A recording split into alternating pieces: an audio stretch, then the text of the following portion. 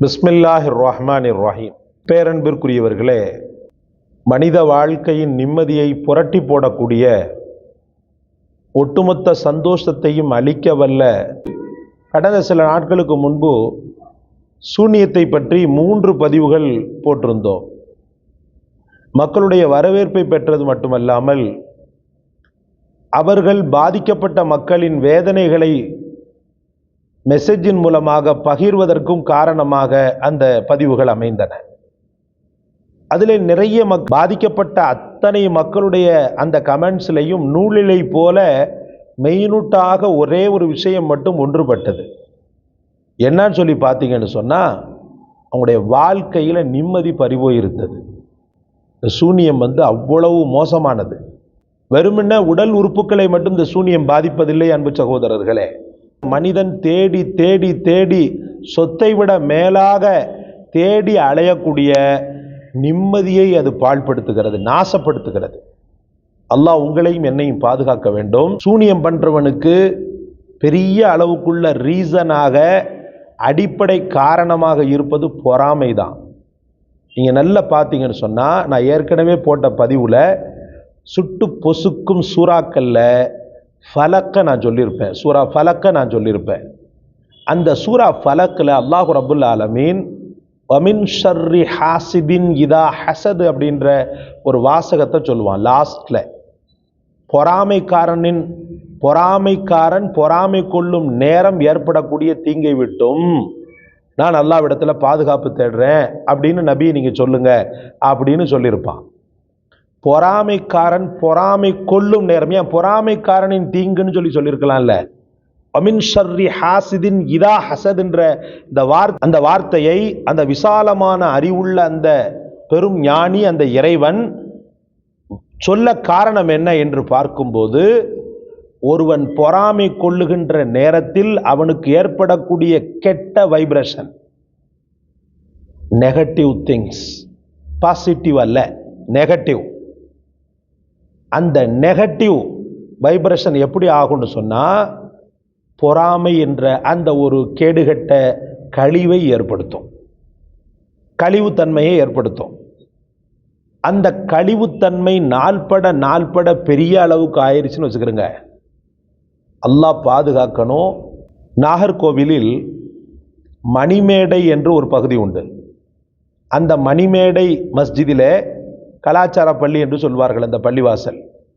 அந்த பள்ளிவாசலில் நீண்ட காலங்களாக ஒரு இமாம் பணியாற்றி கொண்டிருந்தார். அல்ஹம்துலில்லாஹ், ஆலிம்களின் தோழர் மட்டுமில்ல, அரசியல் களத்தில் பெரிய அளவுக்கு கோலோச்சியவர். அரசியல் பேச்சுக்கள் கோடை இடிமுழக்கம் என்று சொல்வார்கள்.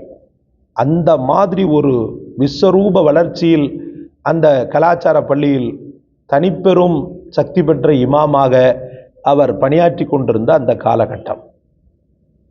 சொல்லுவாங்க இல்லையா, பிரபல்யம் அப்படின்றது சில பல நேரங்களில் மோசமான விளைவுகளை ஏற்படுத்தும். இந்த கலாச்சார பள்ளி இமாம் இருக்கிறார் பார்த்தீங்களா, இந்த கலாச்சார பள்ளி இமாம் டாப் லெவல்ல பேச்சாற்றலையும் இருந்தார், சுற்று வட்டாரங்களில் பிரபலியமாகவும் இருந்தார். பெயர் சொல்ல விரும்பவில்லை. அப்படி இருக்கிற நேரத்தில் அரசியல் களம், ஆன்மீக தளம் அனைத்திலையுமே பாப்புலாரிட்டி, ஸ்டார். இந்த நேரத்தில் அவருடைய எதிரிகள் கொஞ்சம் கொஞ்சமா அந்த எதிரிகளுடைய சர்க்கிள் கொஞ்சம் கொஞ்சமா பெருசாகுது. பொறாமையின் எண்ணமும் பெருசாகுது. இதுல ஹஸரத் அவர்களே சொன்னது, ஒரு கொடுமைக்கார ஷைத்தான் என்ன பண்றான்டா, ஹஸரத் அவர்களுடைய வாழ்க்கையில சூறாவளிய மாதிரி நுழையிறான். அன்பிற்குரிய அல்லாஹ்வின் பெருமக்களே, அந்த கலாச்சார அல்லாஹ்வின் குர்ஆனை உள்ளத்துல வச்சிருக்கிறாரு, ரப்புடைய மார்க்கத்தில் இருக்கிறாரு, ரப்புடைய மார்க்க போதகராகவும் இருக்கிறாரு. சூனியம் இவங்க தான் அவங்க பெரிய ஆளு அப்படின்லாம் கிடையாது. யாரையும் தொடும் அப்படின்றதுக்கு அவரை நான் கண்ணால பார்த்தேன். வைத்து விட்டான். பலாய் முசீபத்துக்கள், ஷைத்தான் எனும் பிசாசின் அந்த கோர பிடிக்குள் ஹஸரத் அவர்கள் வந்துட்டாங்க. அல்லாஹு அக்பர். சத்தியமிட்டு சொல்கிறேன், ஹஸரத் அவர்களை கொஞ்சம் கொஞ்சமாக மெயின்ட மாற்ற வைக்கிறான். நான் சொன்னேன் இல்லையா, வெறுமன கை கால்களை மட்டும் முறிக்காது, மெயின்ட மாற்றும். ஆன்மீக தலத்திலிருந்து வியாபார தலத்துக்கு மாத்துச்சு. துனியாவின் ஆசையை உண்டு பண்ணுச்சு. ஹசரத் அவர்களே சொன்னது, அதனால சொல்ல வர்றேன். துனியாவின் எண்ணங்களை உள்ளத்துல உற்பத்தி பண்ணுச்சு. அதுக்கு பிறகு வியாபாரத்தில் ஈடுபடுறார். வியாபாரத்தில் ஈடுபடும் போது பொதுவாக உலமாக்களுக்கு பெருசாலாம் வியாபாரம் தெரியாது. வியாபாரம் பண்ணக்கூடிய உலமாக்கள் இருக்கிறாங்க, எல்லா உலமாக்களும் வியாபாரிகள் கிடையாது. பண்ணும்போது என்ன ஆகுதுன்னு சொன்னா பெருத்த நஷ்டம் ஏற்படுகிறது. சூனியத்தின் பாதிப்பை உங்களுக்கு நான் விளக்குகிறேன். பெருத்த நஷ்டம் அவருக்கு ஏற்படுகிறது. நஷ்டம் ஏற்பட்ட உடனே அல்லாஹ் பாதுகாக்க வேண்டும், கடன் வாங்குகிறார். ஊரெல்லாம் கடன் வாங்குகிறார். அது அவர் பண்ணக்கூடிய இமாமத்திற்கும் பெரிய பாதிப்பை ஏற்படுத்துகிறது. பள்ளியிலிருந்து நீக்கப்படுகிறார் அல்லது நீங்கி விடுகிறார். அல்லாஹ் பாதுகாக்க வேண்டும். சிங்க நடை போட்டு மிம்பர்களில் நின்று கர்ஜித்த அந்த ஆலிம், அந்த உலமா ஊர் ஊராக அலைந்தார்.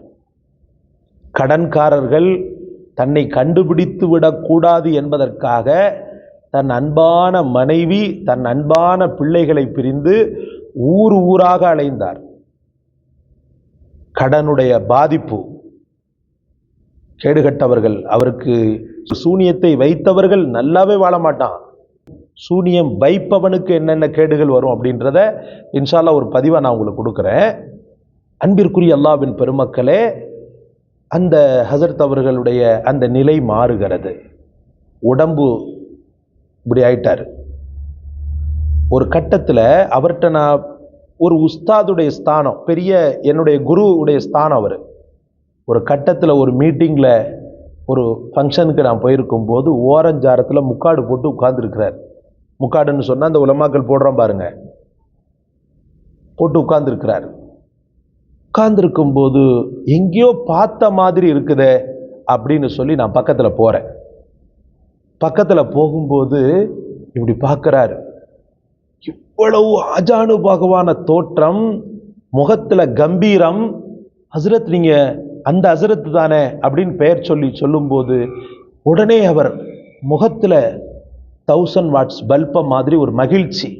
தங்கம், நீ வந்து ஷமீம் தானே அப்படின்னு சொல்லி என் பெயரை சொல்லி கேட்கும்போது ஆமா ஹசரத்னு சொல்லி எனக்கு தாங்க முடியாத வேதனை. என் கண்களில் இருந்து கண்ணீர் மாலை மாலையாக கொட்டுகிறது. கேடுகட்ட ஷைத்தான்கள் நாசத்தை தான் தழுவ வேண்டும். மார்க்கத்திற்காக தன்னையே அர்ப்பணித்த ஆலிம் பெருமக்கள், இந்த சமூகத்திற்கு தாரைவாக்கப்பட்ட அந்த உலமாக்கள், பல மக்களுக்கு மார்க்கத்தை போதிக்கக்கூடிய ஆசான்களை கூட இந்த கேடுகட்ட நாய்கள் விட்டு வைக்கவில்லை சகோதரர்களே. இந்த கேடுகட்ட மிருகங்கள் விட்டு வைக்கவில்லை சகோதரர்களே.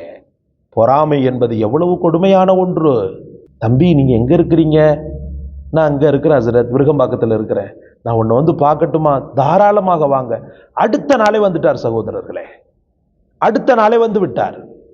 எனக்கு ஆச்சரியம்.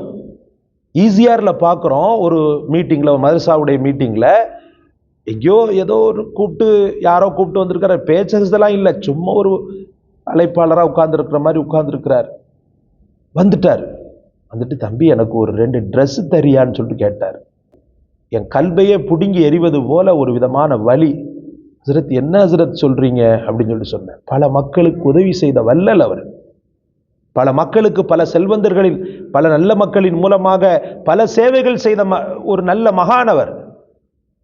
2 ட்ரெஸ் தரியான்னு கேட்கும்போது, ஹசரத் நான் வாங்கி தரேன். அப்போ வந்து ரொம்ப ஏழ்மை நிலை வேறு எங்களுடைய நிலை.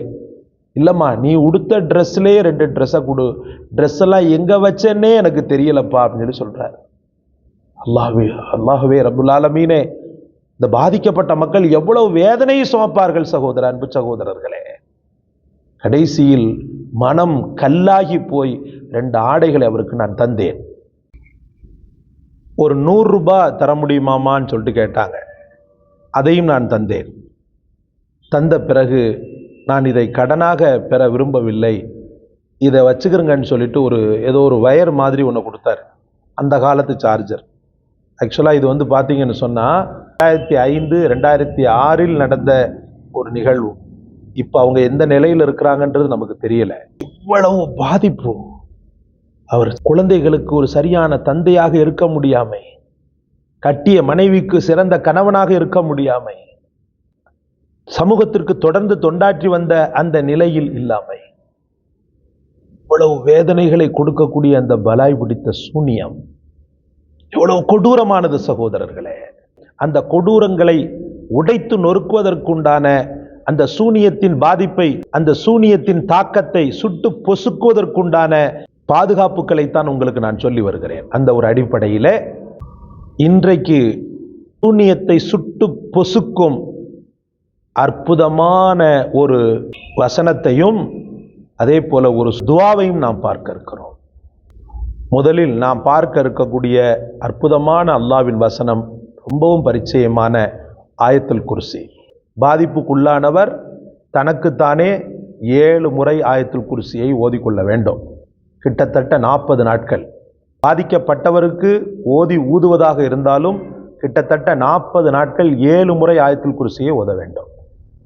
தண்ணீரிலோ அல்லது சாதாரணமாகவோ அவர் அருந்தக்கூடிய உணவிலோ ஓதி கொடுக்கலாம். அதற்கு பிறகு எங்கள் பெருமானார் ஸல்லல்லாஹு அலைஹி வஸல்லம் அவர்கள் சொல்லி கொடுத்த அஊது பிகலிமாத்தில்லாஹி தாம்மா வமின் குல்லி ஷைத்தானின் வஹாம்மா வமின் குல்லி ஐனின் லாம்மா. எங்கே சொல்லுங்கள்? அஊது பிகலிமாத்தில்லாஹி தாம்மா வமின் குல்லி ஷைத்தானின் வஹாம்மா வமின் குல்லி ஐனின் லாம்மா. இந்த துஆவை அர்த்தத்தை நான் சொல்லிவிடுகிறேன்.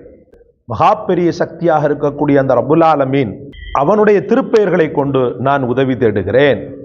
வமின் குல்லி ஷைத்தான், ஒவ்வொரு ஷைத்தான்கள், அது சூனிய ஷைத்தானாக இருந்தாலும் சரி, எப்படிப்பட்ட கேடுகட்டவனாக இருந்தாலும் சரி, ஒவ்வொரு ஷைத்தான்களில் இருந்தும் நான் பாதுகாப்பு தேடுகிறேன். வஹாம்மா, கவலைகளில் இருந்தும் கஷ்டங்களில் இருந்தும் சூனியத்தால் ஏற்படக்கூடிய பாதிப்புகளில் இருந்தும் நான் பாதுகாப்பு தேடுகிறேன். அமின் குல்லி ஐனின் லாம்மா, பழிப்பிற்குரிய கேவலமான பார்வை, கந்திருஷ்டி, கேடுகட்டவர்களுடைய சூழ்ச்சி பார்வை, பொறாமை பார்வையில் இருந்தும் அந்த ரப்பிடத்தில் நான் பாதுகாப்பு தேடுகிறேன். இந்த வார்த்தையை அதிகம் ஓதுங்கள். குறைந்தபட்சம் 101 முறை இந்த துஆவை ஓத வேண்டும் பாதிக்கப்பட்டவர். பாதிக்கப்படாதவர் 21 முறை ஓதிக்கொள்ள வேண்டும்.